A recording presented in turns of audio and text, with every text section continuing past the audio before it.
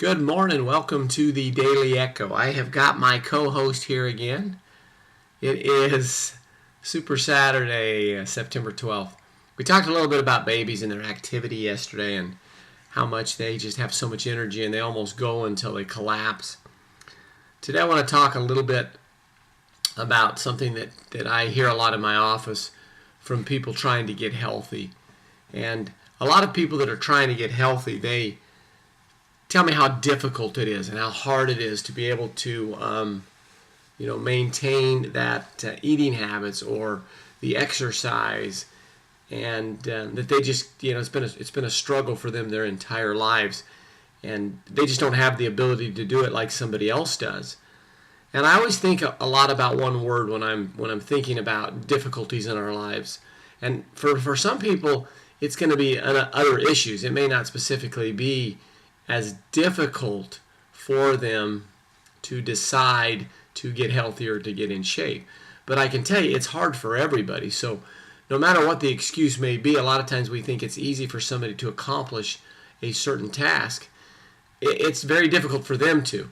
But what they've done is they've allowed themselves to be in a position that has made that decision a little bit easier. And that's the word I want to talk about, decision or decide. When we firmly decide to do something, we will do all that we can to make that come to pass, no matter how difficult it is. We will begin to tell ourselves different things.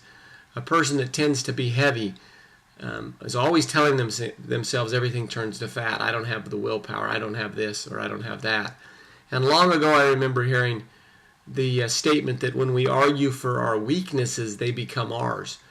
So in areas in your life today that you are struggling with and things that you tend to have a hard time with, just remember that every time you argue for that weakness, you make it more and more yours as time goes on.